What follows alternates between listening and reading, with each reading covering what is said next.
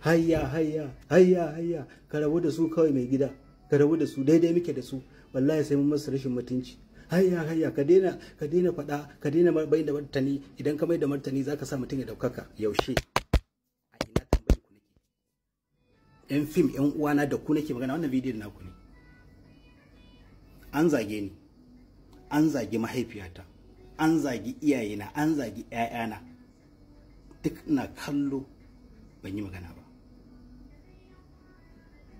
Duk a cikin masana'antar Kannywood da yarana da ke karkashi na da abokanai na da waɗanda business ne kaɗai yake haɗa mu da su, babu wanda yake iya fita ya kare ni. Allah kaɗai shi yake kare ni, kuma shi nake sa rai a rayuwa ya ci gaba da kare ni.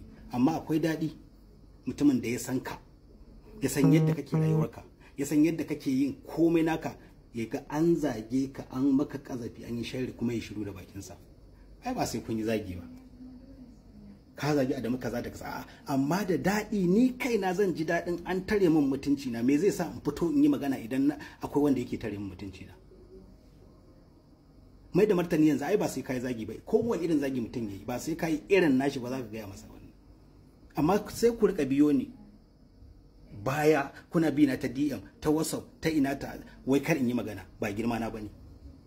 To dan Allah dan Annabi, daga yau kar wani ya ƙara kira na a cikin yan fim wani ya ce min wai ka yi haƙuri, ba girman ka bane, kar ka yi magana. Kar wani ya ƙara. Kar nake kallon kowa, rayuwar kawai nake yi yadda kuke so a yi da ku, haka nake rayuwar. Fake relationship, fake soyayya, fake ƙauna, fake friends, fake kaza, fake duk gashi nan ina kallo. Don haka tsakanina da ku mutunci ne.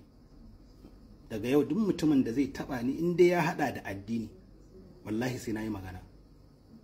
In kaga ban yi magana ba, to can hassada, kyashi, bakin cikin wani ne can ya je kira suna na yake zagi na, ba zan bashi amsa ba, saboda an wuce wannan lokacin. Ni kadai na san adadin depression din da na yi a rayuwa, kuma saboda shiru na fada cikin ta. Da haka shiru baya magani, shiru bai magani. Wani lokacin dole sai ka kare kanka mutunci. Ko shugabanninmu yanzu zaka ga an fito an zagi gwamna, shi yake fitowa ya bada martani? A'a, yana da SE na wannan kujeran da in an yi min sharri, wannan kujeran ne take fita ta tare mu, kuma ba mu da shi. Dan haka dan Allah dan Annabi, kar ku sake, kar wani ya ƙara kira na bayan fage cewa wai kar in yi magana. In an taɓa mutunci na sai na yi magana, musamman idan an hada da addini. Ban taɓa zagin kowane malami ba, kowa ya sani.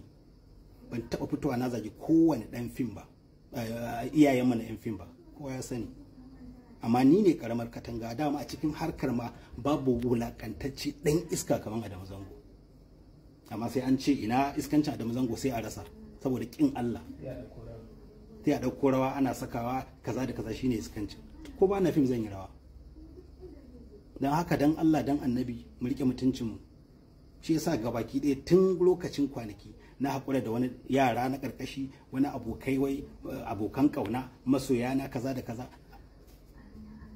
Da Allah mai respectin juna, maza da mata dukkan ku, kar nake kallon ku, mai respectin junanmu.